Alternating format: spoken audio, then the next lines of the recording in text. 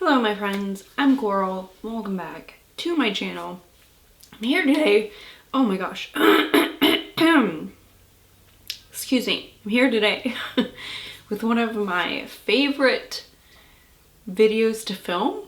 I only do it twice a year because I'm really only interested in 2 seasons that this applies to, but I really love horror that takes place in the summer, and I really love horror that takes place in the winter and uses those elements in the story and makes them really feel either like hot and sticky and gross or like super chilly and gross.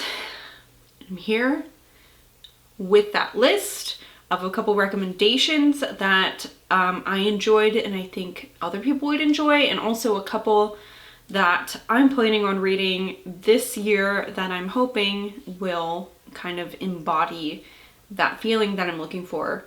I guess maybe not this year, but this season. So December, January, February is what I'm planning on starting this month. I haven't started the one that I want to this month, but I will get to it this month. Okay, so my books are all across my house right now.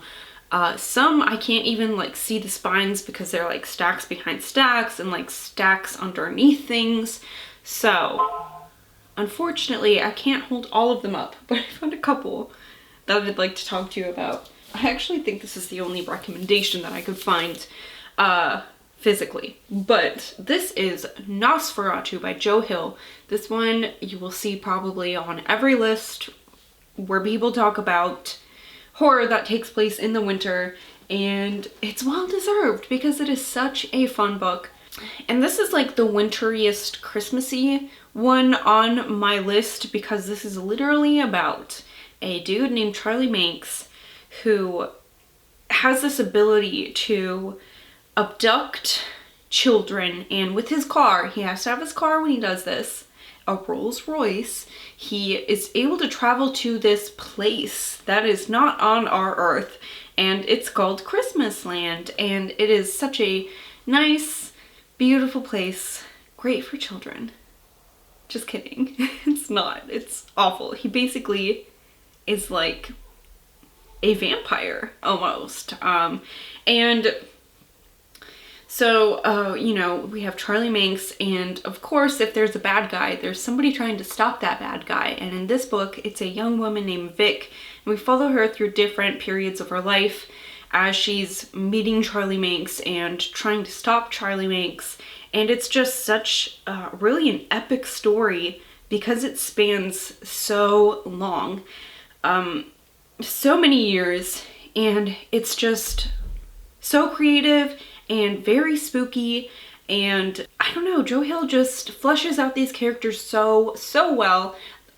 Charlie Manx has this kind of dopey assistant named Bing Partridge, and he's just like, he rhymes all the time, and sorry, you might be able to hear my child because she's doing school right now, but Bing is probably my favorite character actually in the book. He's just evil, creepy, and goofy all at the same time. I don't know.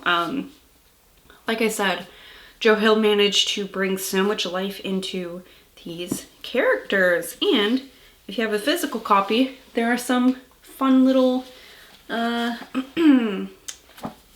I find more just through flipping through? There are some fun little pictures throughout. Oh, come on, I just flipped past one, and this has deckled pages, so it's actually like not easy to flip through, but you know, there's some fun things like that. Anyways, this one many people have read. It might not be like a new, fresh recommendation, but it's one that I really think a lot of people would like if they haven't picked it up yet. Another book I have previously talked about on my channel, but I think it deserves a little bit of recognition. I had to say recognition like 4 times. I couldn't get the fucking word out, but that is Hark! The Herald Angels Scream. This was an anthology that was edited by Christopher Golden. This has stories that center around like Christmas, different holidays, things that you do around the holidays, events that take place, games that you might play. It's all about the holidays, and I am not a person that typically enjoys anthologies a whole ton just because I seem to, it's like, it's not like that I hate everything about them. It's like there usually are just so many kind of okay stories that like bogs the good stories down, but I really thought that the stories that Christopher Golden chose to put in this anthology were almost all of them really enjoyable. A lot of people really like anthologies, so if you haven't picked that up, you might want to. There are some really well-known authors in this: Josh Malerman, Sarah Pinborough. My favorite one was written by Sarah Lotz. Jeff Strand's in this, Shauna McGuire's in this. There are a whole ton of really well-known, great, like thriller, mystery, horror writers that contributed to this. It was a good one. And the cover is really great. Sorry, my dog's here, and apparently his feels great to itch his ears. That's his ear, that's his ear itch noise. The next book I'd like to recommend, oh my gosh, my words are not coming out of my mouth today. Anyways, the next book I'd like to recommend is The Ascent by Ronald Malfi. I think this one might be hard to find because I believe it is currently out of print. I was able to find a used copy though, so I don't know how hard those are to find, but I would look for a used one if you're looking for it. So this is about a guy named Tim, and he has kind of gone into extreme sports, and he feels the need to take risks.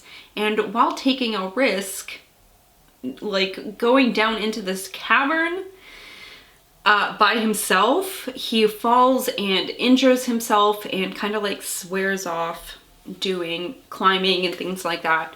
But he's tempted by a very old friend to accompany this friend and a group of other people that this friend knows. What's the friend's name? This might make telling the story a little bit easier. Let me look. Does it say? No, dang, I can't remember what his name was. It would be really helpful to have the physical copy for that at least. But he's part of this team of dudes who are doing this climb in Nepal. And it's supposedly just very treacherous. Not many people do it. And Tim, you know, wants to accompany this guy and kind of get himself out of this like mental hole that he's fallen into. And he thinks that this will help lift his spirits a little bit, get him back in his game. He's also a sculptor and he's kind of lost his muse, so he's hoping to figure that kind of stuff out. So it's almost like a spiritual journey for him in some ways. And while these dudes are on this trip, some things start happening, some very unfortunate things like losing supplies and just like things are not going quite as planned. And you don't really know throughout this whole story if this is some sort of sabotage or if this is something to do with like a spirit or some sort of otherworldly entity, like if these mountains are haunted, stuff like that. So that element is really fun. That's something that I really like in stories where you're like, I don't know what's going on, I don't know who is doing this, but I'm here for the ride. And I ended up liking this a lot. The last recommendation I have for you guys for a really great chilly month spooky read is a nonfiction book. A really harrowing, horrible, but very well written nonfiction book called The Indifferent Stars Above by Daniel James Brown. This is an account of what happened to the Donner Party and like all the families that were with them, the Graves, and all those people that lumped together to make what they called the Donner Party, and how they got stuck in the mountains on the way out west, and also how they survived, and you know, how they had to survive, like what they had to do. And this is one of my favorite nonfiction books that I've ever read. Not that I'm super well read when it comes to nonfiction, But just the way that Brown wrote this, and like the weird little things that he thought about, like there's a part where I guess if you don't know anything about the Donner Party, this might be kind of spoilery, so maybe like skip ahead a couple seconds. But if you do know about the Donner Party, you know that they had to resort to cannibalism at some point. And there's a part where Brown, the author, is talking about how much meat he thinks would have come from a person who died, a specific person who died during their excursion, because at that point, you know, at one point they're stuck in the mountains and they're starving to death because there is no food. So he really just puts a lot of thought into this story, and he makes a story that I've heard about before just more, I don't know, what am I trying to say? It makes it feel more real when you're reading it, because, you know, things that happen in the past sometimes, it's just like you hear about it a lot. It's kind of like in popular culture, like almost like a joke. You know, when somebody talks about the Donner Party, usually they're talking about cannibalism and it's kind of sort of a joke, but he really invigorated the story and made it more real to me when I was reading it. And it's one of the best books I read in 2020. A great book if you like nonfiction, a great book if you don't read nonfiction very often. It's so readable and just really great book. So here I am with the 3 books that I would like to get to during this winter season, these chilly months ahead of us. It's already a little bit chilly here. And yeah, these are the ones that I've chosen that I'm hoping will embody that feeling of the season. Cold, maybe some survival horror, some isolation. I think 2 of these at least actually take place in Antarctica, both of them. So anyways, what am I trying to say? First book I'd like to get to that I'm planning on reading this month actually is Cold Cuts by Robert Payne Cabeen. And this feels like, from what I read in the synopsis, that it's going to be a little bit reminiscent of The Thing, where there are these scientists and they're stuck in Antarctica. However, in this story, they've discovered these animals that have survived like radiation, and so they're like irradiated, and I think that they might attack the scientists. Not sure, haven't read it yet, but I think that's what is going to happen, and I'm excited about it. Yeah, I'm very excited about it. There is a penguin, and I don't think penguins typically live in Antarctica, so I'm wondering about that. How did these animals even get there? Because it says Antarctica, right? Yeah. Yeah, so this one seems really fun. I really like horror too that has like maybe like a science experiment gone wrong, or some like science has caused something bad and that makes it like the horror part. You know what I mean? Kind of like science fiction horror, I guess.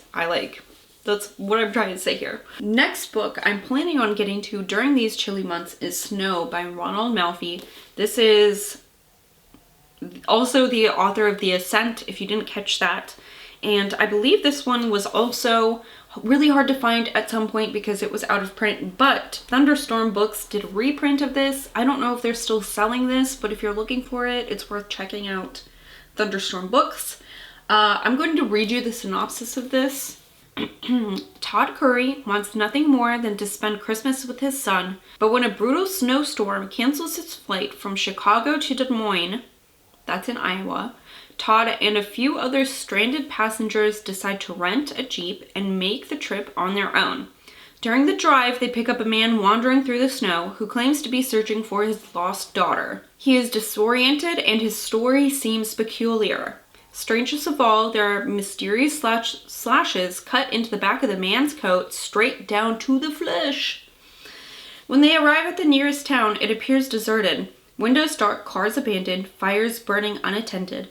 But Todd and the rest of the travelers soon learn the remote town of Woodson is far from deserted and that they are being watched and hunted. I don't know what's going on here, but I'm so excited to read this. I have heard good things from the people I've seen and heard who have read this. I'm like 2 for 2 out of what I've read from Malfi already. I seem to like his writing, so I'm excited to read this. Super excited. This came in a Nightworms package some time ago, so I am grateful to have a copy. This was a book that I had been looking for previously for quite some time, but like I said, it was out of print, so here it is. Again, I'm excited. I can't believe it. So excited. Okay, last one I plan on reading. I could not find my copy of, but it is a book that I'll show you a picture of right now.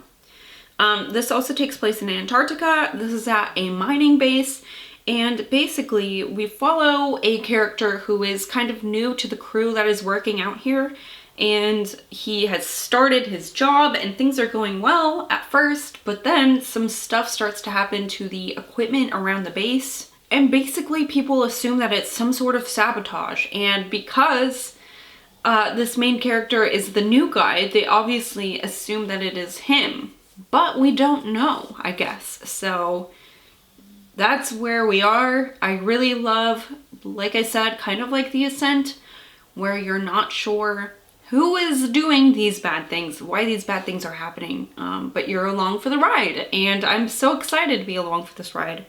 I've had this book for quite a while and I keep meaning to read it, and then I'm like, oh, I'll read it when it's cold. So now I'm going to do it. I'm going to do it this time. Apparently this is part of a 2-book series, it looks like, from what I can see on Goodreads. So I don't know how I feel about that. I kind of like when books are just wrapped up in one book. So maybe hopefully it'll either be so interesting that I'll need to have the second book, or it will wrap up its story in the first book and then like maybe kind of have like a self-contained second. I don't know. I don't know what I'm saying. I don't know what it's gonna be like. Anyway, that's what I have for you today. Thank you so much for watching. As always, please let me know if you have any recommendations for really great chilly horror books.